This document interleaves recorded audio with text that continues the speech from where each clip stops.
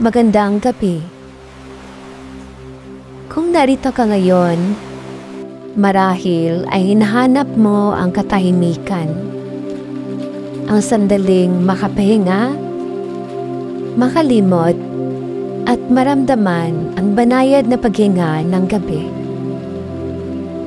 Sa Sleep and Dream Chronicles, bawat kwento ay nilikha upang tulungan kang makatulog ng payapa. Sa pamamagitan ng mga tinig ng kasaysayan at mga lihim na matagal nang natutulog sa alon ng panahon. Bago tayo magsimula, inaanyayahan kitang mag-subscribe sa aming channel at i-like ang video na ito kung nais mong masundan pa ang mga ganitong uri ng kwento. Isa itong maliit na paraan upang masuportahan ang aming layunin. Ang bigyan ka ng kapayapaan sa bawat gabi. Kaya ngayon, huminga ng malalim, dahan-dahan mong ipikit ang iyong mga mata. At hayaang akayin ka ng aming susunod na kwento. Patungo sa isang tahimik na paglalakbay sa pagitan ng panaginip at kasaysayan. Taong 1918, isang gabi ng Hulyo sa timog ng Mindanao. Ang mga alon ng dagat ng Celebes ay tila kumikirot sa ilalim ng buwan.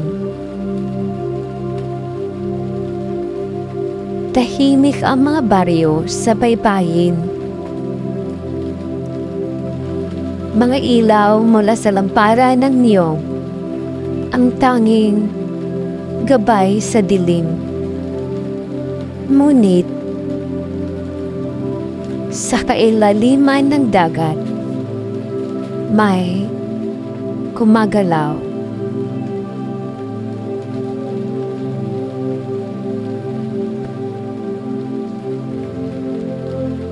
Walang nakakaalam kung paano nagsimula. Isang panginginig, halos hindi maramdaman ng mga isdang lumalangoy sa dilim. Ngunit, unti-unti, ang dagat ay tila huminga ng malalim. At sa loob ng ilang segundo, ang katahimikan ay napalitan ng ugong.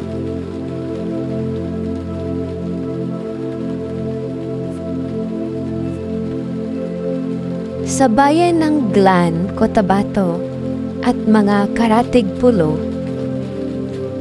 ang mga tao ay biglang nagising sa kakaibang tunog.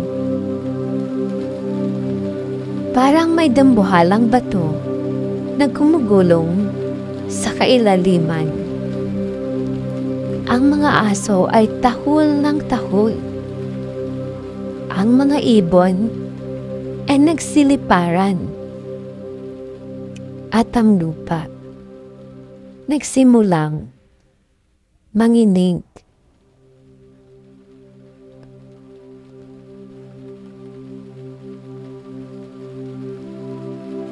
Ayon sa matatanda,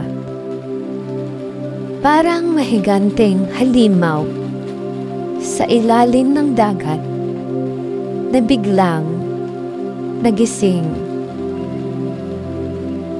Ang mga bahay na gawa sa kawayan ay umuuga. Ang mga poste ng ilaw ay gumigiwang at sa malayo may kakaibang liwanag na sumiklap sa ibabaw ng alon.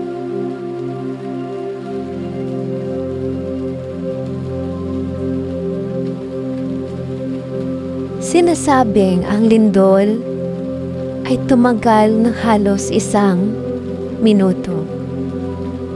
Ngunit sa takot ng mga tao, tila ito'y walang katapusan. Nang matapos, ang dagat ay biglang umurong. Ang mga isda ay naiwan sa tuyong buhangin. At sa katahimikan ng gabi, narinig ang sigaw ng mga matatandang babae. Tumakbo kayo! Babalik ang dagat!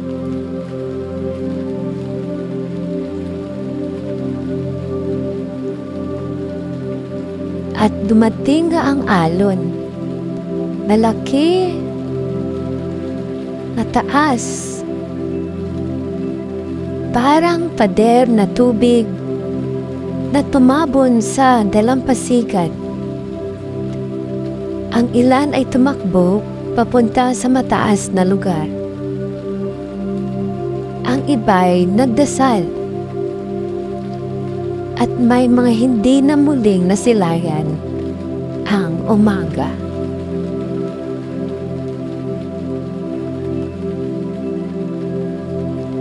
Ngunit,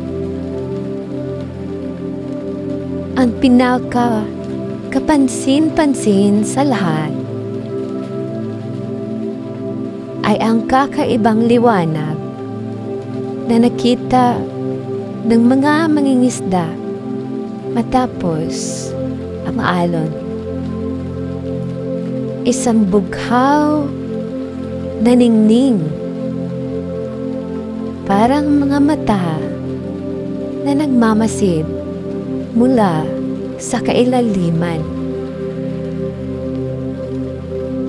Hanggang ngayon, walang nakakaalam kung yon ay gas mula sa bitak ng dagat o isang misteryong hindi kailanman ipanaliwanag.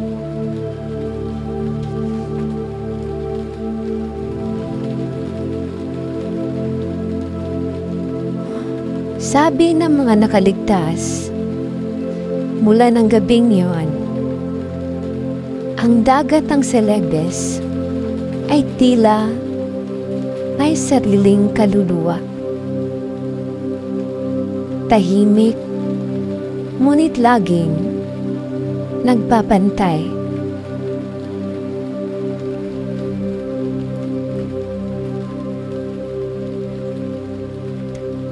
At doon, nagsimula ang mga alamat, ang mga kwentong bumabalik tuwing gabi kapag ang mga alon ay mahaplos sa dalampasigan na parang paalaala ng lindol na minsang nagising sa kalaliman.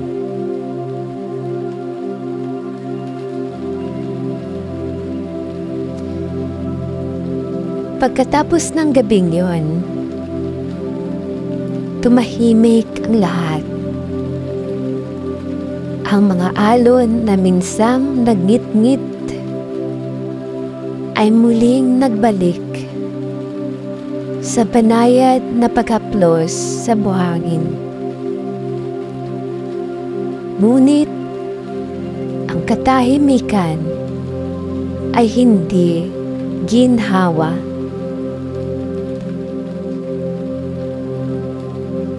Ito ay tila pag-iyak ng kalikasan. Matapos ang matinding sigaw.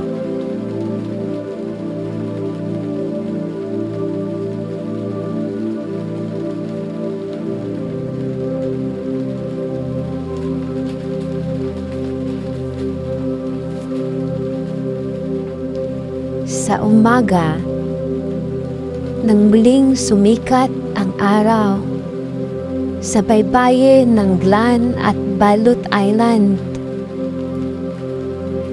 makikita ang mga bakas ng isang gabing hindi malilimutan.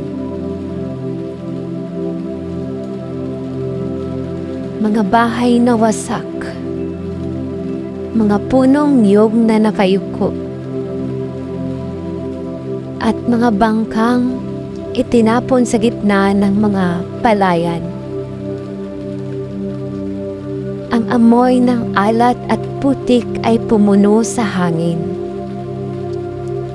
At sa malayo, maririnig ang mga sigaw ng mga naghahanap ng mahal sa buhay.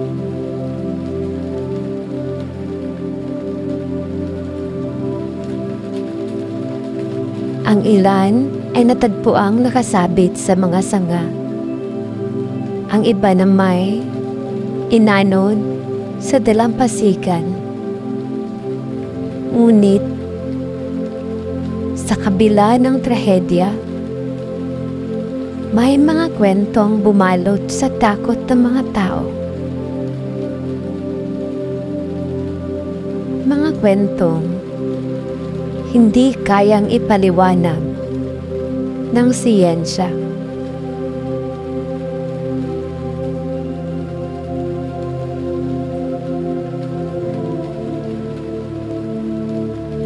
Isang mangingisda ang nangangalang Tandoy.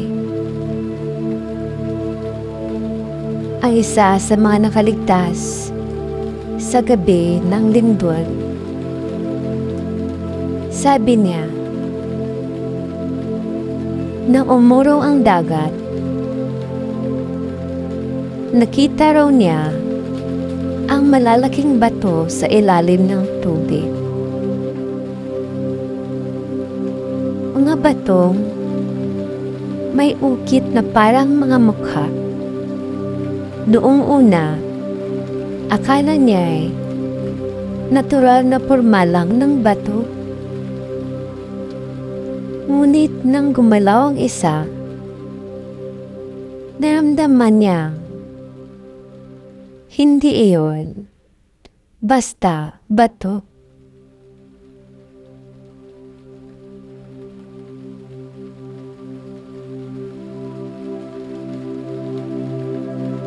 Mula noon, sinumpa ni Tandoy na hindi na siya muling mangisda kapag gabi. Sabi niya, may mga liwanag na lumilitaw tuwing kabilugan ng buwan. Mga bughaw na apoy na sumasayaw sa ibabaw ng alon. Ang mga matatanda ay naniniwala. Iyon daw ay mga kaluluwa ng mga nalunod na patuloy na nagbabantay sa dagat ng Celebes.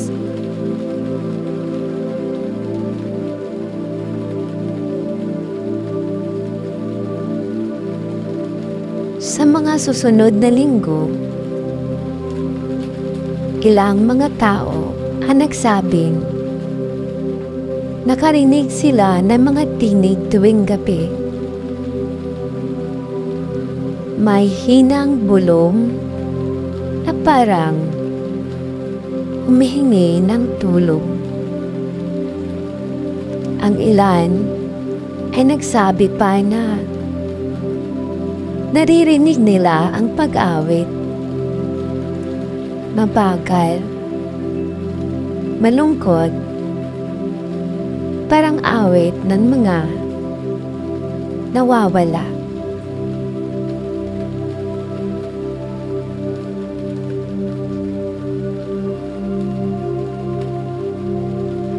Tinawag yon ng mga lokal na awit ng dagat. At kahit dumating ang mga Amerikano na may dalang modernong kagamitan, Walang kapagpaliwanag kung saan nanggagaling ang mga tunog na iyon. Minsan,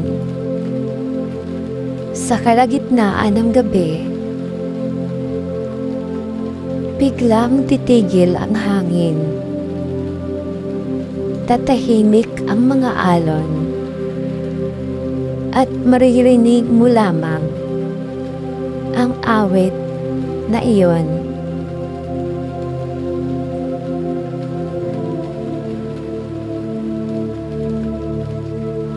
Kung makinig ka raw ng mabuti, sabi ng isang matanda, maririnig mo ang mga pangalan ng mga nawawala. Tinatawag isa-isa. At sa ilang pagkakataon, ang mga batang naglalaro sa baybayin ay nawawala rin, na parang tinatawag ng dagat.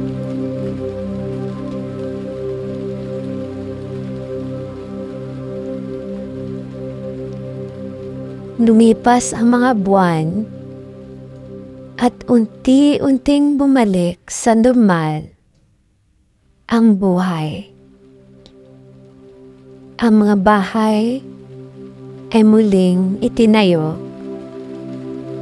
Ang mga tao ay nagsimulang muling mangisda. Ngunit, sa tuwing maririnig nila ang dagat na kumikirot sa gabi, tila bumabalik ang alaala ng gabing iyon.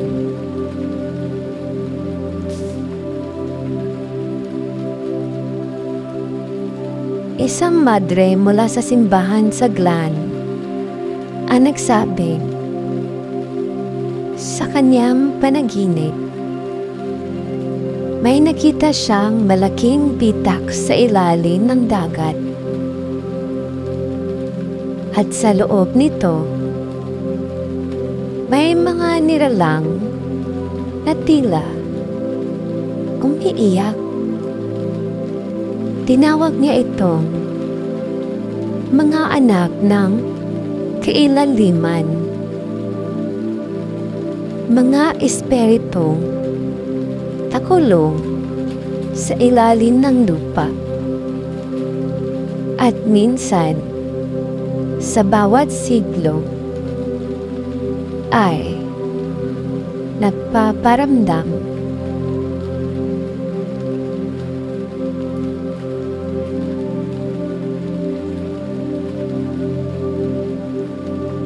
Ayon sa tala, ang 1918 Celebes Sea earthquake ay umabot sa magnitude 8.3, isa sa pinakamalakas sa kasaysayan ng bansa. Ngunit, kakaunti lamang ang nakasulat tungkol dito. Walang malinaw na larawan, walang kumpletong dokumento.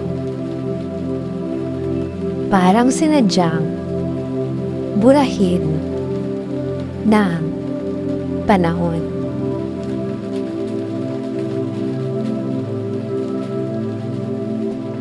At marahil,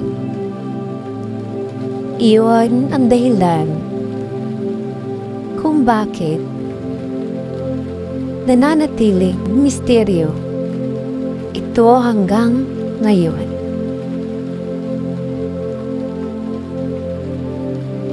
Ang dagat na minsang sumigaw ay muling nananahimik. Ngunit ang katahimikan nito ay hindi kapanatagan, kundi babala.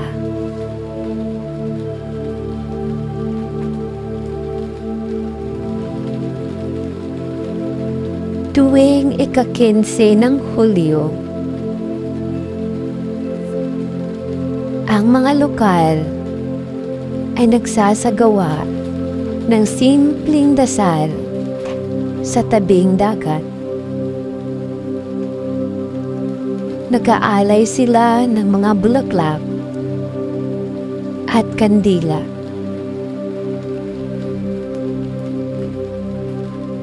Bilang pagunita sa mga pumanaw.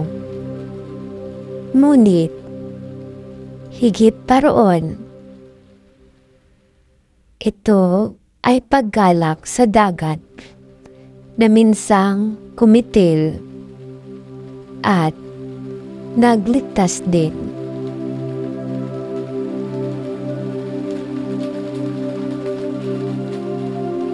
Sabi ng mga matatanda, kapag itinaon mo raw ang pagdasal sa dapit hapon, makikita mong ang tubig ay kumikislap ng kakaibang liwanag. Parang kumikindat ang dagat. Para bang sinasabi nito, hindi ko kayo nakalimutan.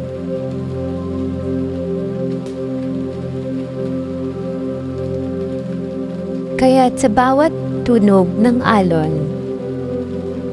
sa bawat haplos ng hangin, tila may mensahe gustong iparating ang kalikasan na ang mga lindol,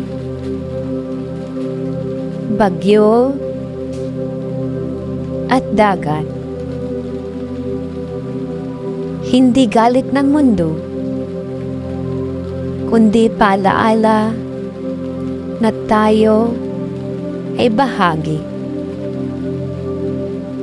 lamang ng mas malawak na kaluluwa ng daigdig.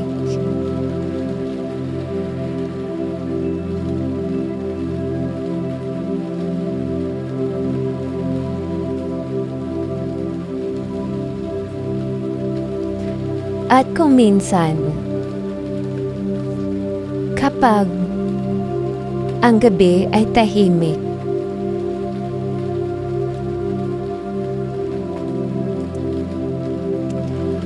at ang buwan ay bilog,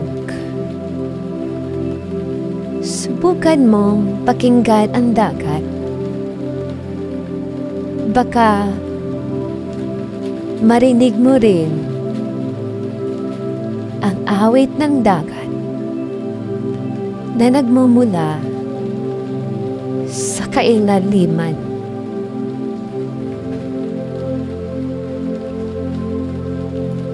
Matapos ang ilang buwan ng katahimikan, ang mga bayang nasa baybayin ng Celebes Sea ay unti-unting bumalik sa kanila nakasanayan. Ngunit, kahit muling may mga bangkang pumapalaot, hindi na tulad ng dati ang pakiramdam ng dagat. Ang tubig ay tila mas malamig, mas mabigat, parang may lihim na ayaw ipaalam.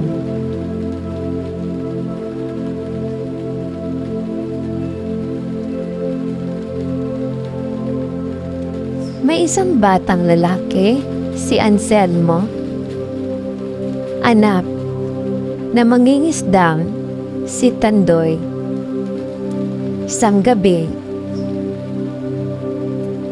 habang inaayos niya ang lambat sa dalampasigan, napansin niya kumikislap ang alon sa dilim. Parang may mga maliliit na bituin sa ilalim ng tubig. Lumapit siya at sa pagkakatitig, Nakita niya ang isang pares ng asul na mata na nakatingin sa kanya mula sa kailaliman.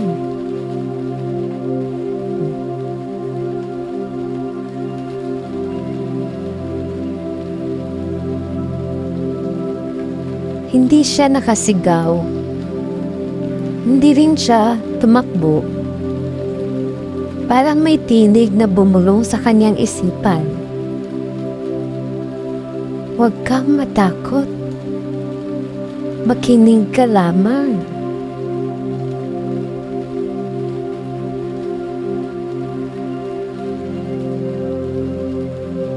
Kinabukasan, nang ikinuwento niya ito sa kanyang ama, sinabihan siya, huwag nang muling pumunta sa dagat mag-isa. Ngunit, sa mga susunod na gabi, bumalik pa rin siya. Hindi niya alam kung bakit. Tila, hinihila siya ng tubig ng mga matang yun.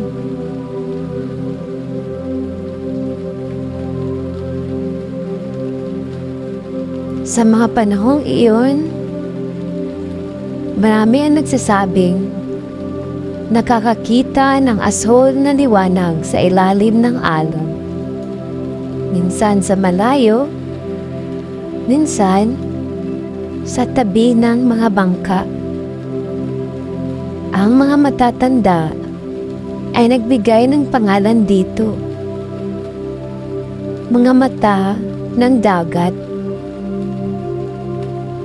Sabi nila, yun daw ang mga espiritu ng mga taong nalunod noong 1918.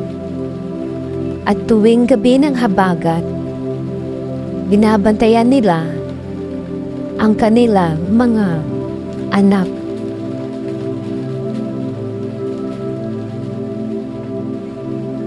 Ngunit, hindi lahat na nakakakita ay nanatiling ligtas. Isang gabi, 3 kabataang lalaki mula sa katabing baryo ang naglayag upang mulihin ng isdang malapit sa Pangpang. Hindi na sila nakabalik. Ang bangka nila ay natagpuan kinabukasan. Buo, walang sira, ngunit walang laman.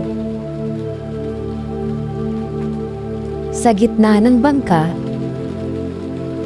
may naiwan lang na basa at maramig na bato na kumikislap sa ilalim ng araw.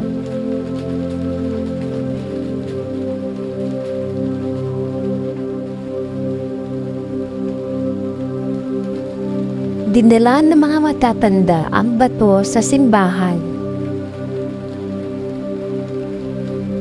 Ngunit nang ilapit ito sa altar, bigla itong naglaho. Parang singaw na hinipan ng hangin.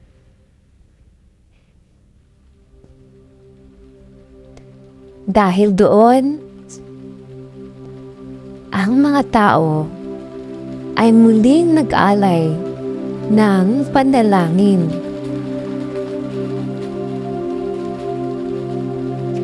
At sinara ang bahagi ng dalampasigan tuwing gabi. Hindi na sila lumalapit sa tubig hanggang sumikat ang araw.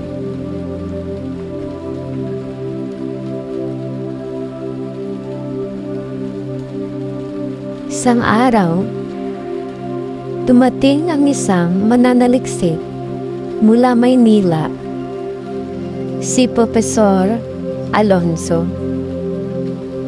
isang geologist na nais tuklasin ang dahilan ng kakaibang paggalaw ng lupa sa ilalim ng dagat. Nang tanungin siya ng mga lokal tungkol sa mga alamat, ang sagot ng mga tao ay pare-pare. Ang dagat ay may puso at minsan humihinga ito ng malalim.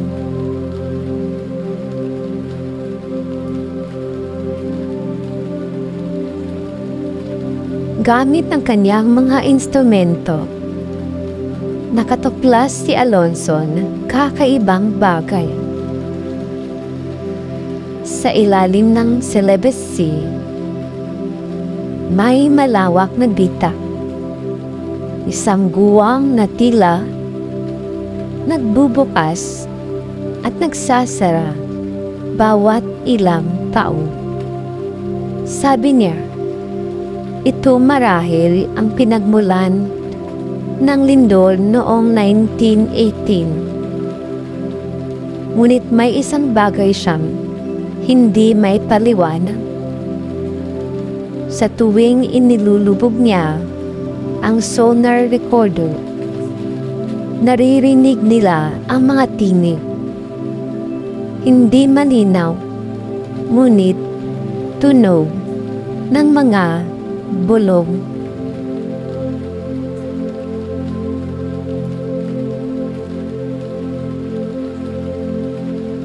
Minsan, sa pag-uulit ng recording, narinig nila ang mga salita, "Tulungan mo kami. Naririto kami."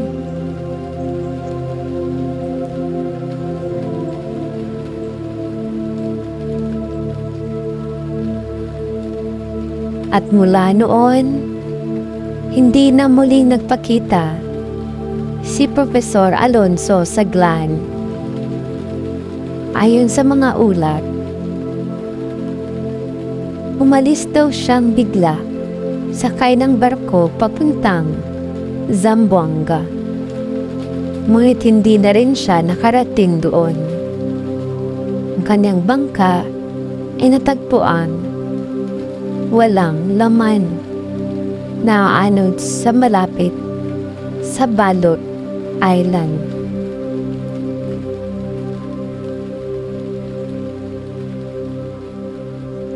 Ang mga taga roon ay naniniwala nang subukan niyang sukatin ang dagat. Ang dagat naman ang kumuha sa kanya.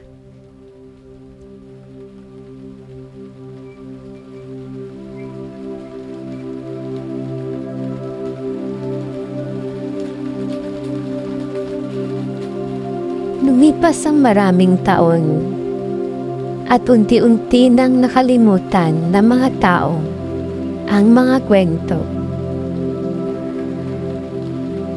Ngunit, tuwing gabi ng Hulyo 15, ang mga mangingisda ay tahimik na tumitingin sa tubig. May ilan pa ring nakakita ng asod na liwanag, tila sumasaya sa ilalim ng buwan. Ang sabi ng mga matatanda, kapag nakakita ka ng ganoong liwanag, huwag mo itong sundan. Pumikit ka, magdasal, at hayaang lumipas ang gabi.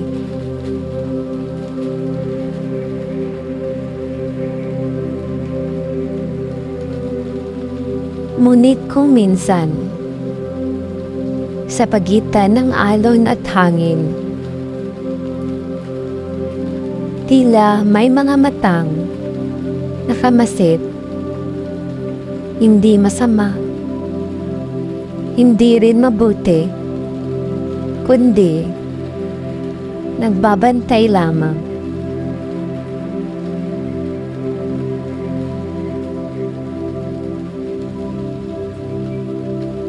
At marahil,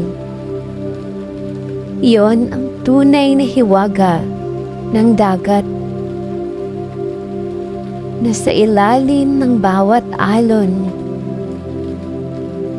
may kasaysayang natutulog at sa bawat lindol may mga kaluluwang nagigising.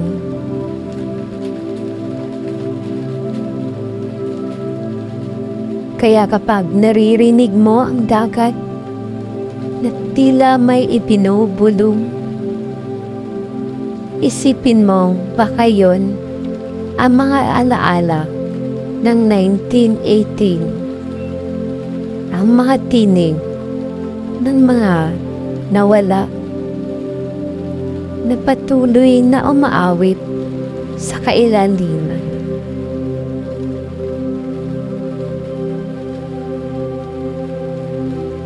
At sa mga sandaling ito, habang nakahiga ka at nakikinig, pakinggan mo ang iyong sariling hinga. Ang bawat paghinga ay parang alon, dumarating at umaalis. Ngunit sa bawat pagbalik nito, may dala itong kapayapaan.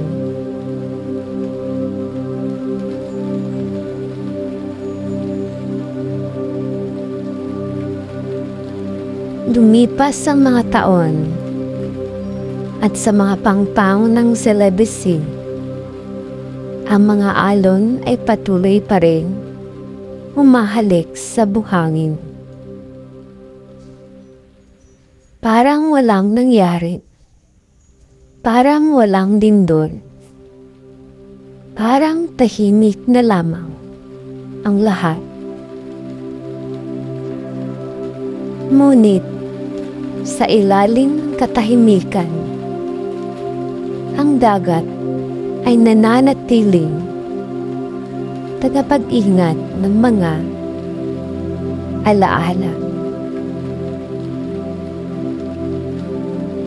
Ang mga mangingisda ngayon ay wala nang naalaala tungkol sa 1918. Sa kanilang mga bangka, dala nila ang modernong ilaw, ang mga lambat na bago at mga awitin ng kabataan. Ngunit sa tuwing maririnig nila ang biglang paghampas ng hangin, tila may kumakalabit sa kanilang isipan. Isang pakiramdam na hindi nila naipaliwanag. Sabi ng ilan, ang dagat daw minsan ay tumatawag hindi sa tainga, kundi sa kaluluwa.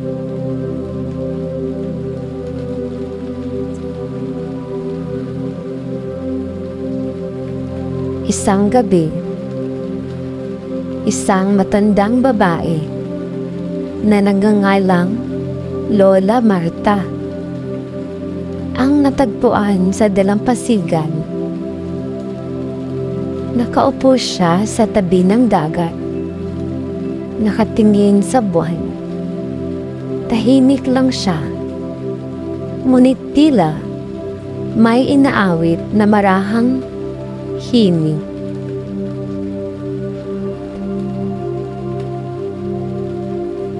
Lumapit ang mga tao at tinanong siya kung bakit siya naroon nang mag-isa.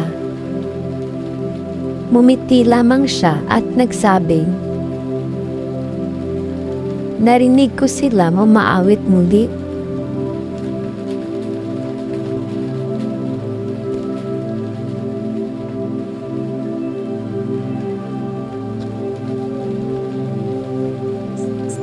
sabi ni Lola Marta. Bata pa raw siya na mangyari ang lindol. Naalala pa niya ang tunog ng dagat na tila sumisigaw. Ngunit higit sa lahat, ang mga tinig ng mga nawawala bago siya tumanda. Pinangako niya, babalik siya tuwing kabilugan ng buwan upang makinig, sapagkat doon lamang siya nakakaranda ng kapayapaan. Habang sinasaraysay niya ito, ang mga tao sa paligid ay natahimik.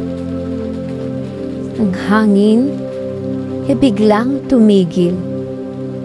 Ang mga alon ay kumalma at sa kalayuan, isang bughaw na liwanag ang muling sumulpok sa dagat.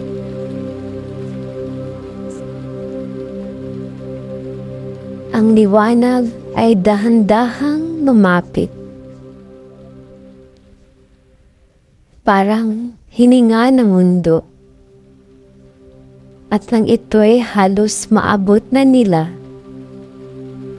biglang nagliwanag ang paligid. Hindi nakasisilaw, kundi panayad, parang yakap ng kalikasan. Sa sandaling iyon, ang mga tao ay nakaramdam ng kakaibang katahimikan.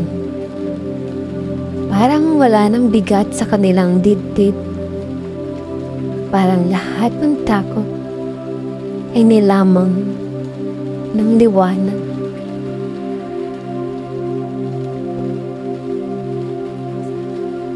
Sabi ni Lola Marta,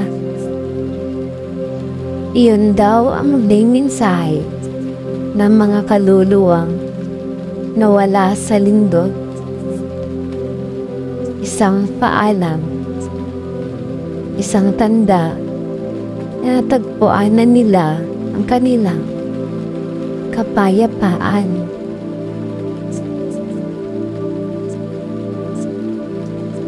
Mula noon, tuwing Hulyo 15 ng gabi, ang mga tao sa Glan at Balut Island ay nagtitipon sa tabi ng dagat. Hindi na sila nag-aalay ng dasal ng takot, kundi panalangin ng pasasalamat. Pinagdiriwang nila ang katahimikan, ang alaala, at ang paghilom. Sa kalangitan, ang buwan ay tila mas maliwanag. Ang mga alon ay banayad na kumikilos, na parang nakikisabay sa kanilang mga panalangin. At sa mga batang naglalaro sa buhangin, may mga pagkakataong makikita nila ang mga liwanag na sumasayaw sa ilalim ng tubig.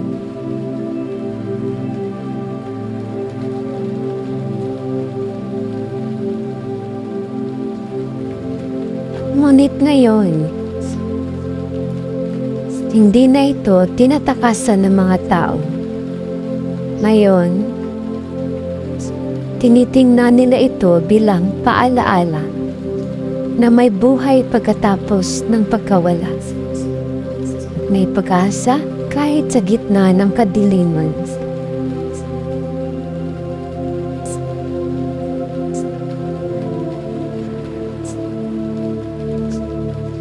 Sa mga tala ng kasaysayan,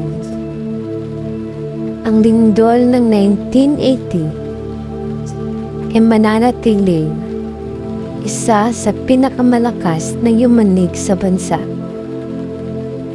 Ngunit sa puso ng mga taong nakatira sa baybayin, hindi ito kwento ng takot. Hindi kwento ng pagbangon. At ng misteryong hindi kailangang maunawaan para maramdaman. Sapagkat minsan, ang mga lihim ng mundo ay hindi para ipaliwanag, kundi para pakinggan. At sa bawat pagdampi ng alon sa ating mga paa, tila pinapaalala ng dagat, ako ay buhay. Ako ay tagapagdala ng alaala.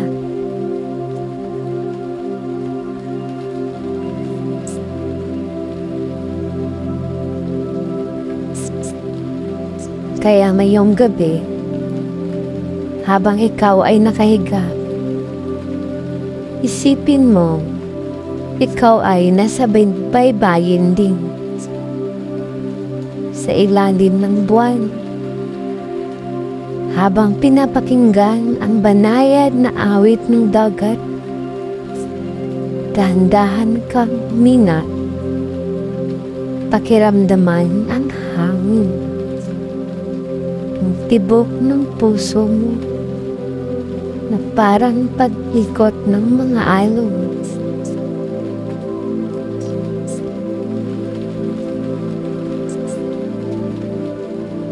Ang bawat paghinga ay tanda na ikaw ay ligtas. Ang bawat tibok ay paalaala na naririto ka pa. At tulad ng mga nawawala, ikaw din ay may tahanang babalikan sa katahimikan ng gabi. Ngayon, ipikit mo na ang iyong mga mata. Hayaan mong lumambot ang iyong katawan. At hayaan tamahin ka ng alon ng iyong mga panaginip. Ang dagat ay tahimik na. Ang buwan ay nagbabantay. At ang mga kaluluwa minsang nawalo ay ngayon kasama mo na rin sa katahimikan ng gabi.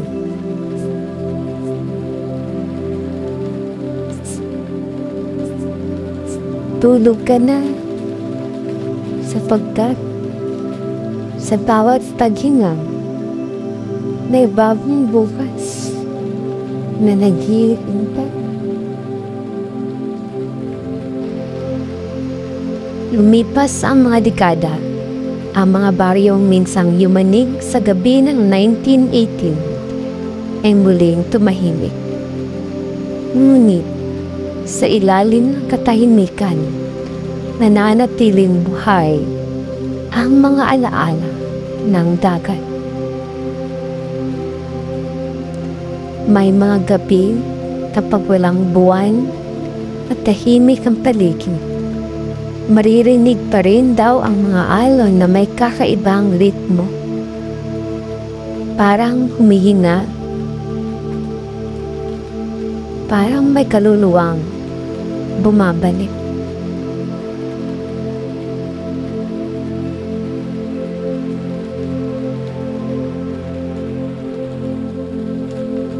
Ang matatandang nakatira malapit sa baybayin ay nagsasabi, ang lupa ay may alaala at ang dagat tagapagdala ng mga lihim. May mga bata na lumalaki sa tabi ng dalampasigan, nakikinig sa mga kwento ng kanilang mga lolo't lola tungkol sa lindol, sa dagat na umatras at sa mga ilaw sa kailaliman. Para sa kanila, Ito ay hindi lamang alamat. Ito ay paalaala na ang kalikasan ay may sariling paraan ng paggunita.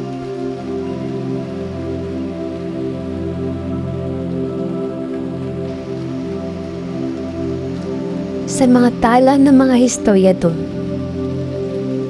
ang 1918 Celebes Sea earthquake ay isa sa pinakamatinding lindol sa kasaysayan ng timog ng Pilipinas. Ngunit, sa puso ng mga nakaligtas, ito ay higit pa sa lindol. Ito ay kwento ng pananampalataya, ng pagkakaping, ng muling pagbangon.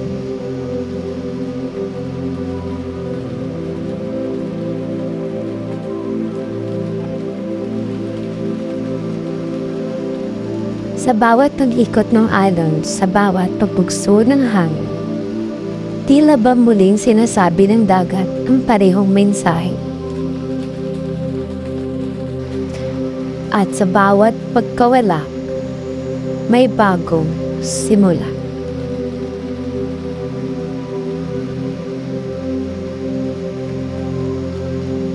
Kaya ngayong gabi, habang nakahiga ka, hayaan mong dalhin ka ng alon ng kasaysayan, ang mga kwento ng lupa at dagat, ang mga tinig ng lumipas na panahon. Minahon ka, pumikit, makinig sa huni ng dagat, at sa pagdampi ng hangin, analahanin na gaya ng mga bayang muling bumangon matapos ang 1918, ikaw din ay muling kakalma, muling titibay, at muling magigising sa bago umaga.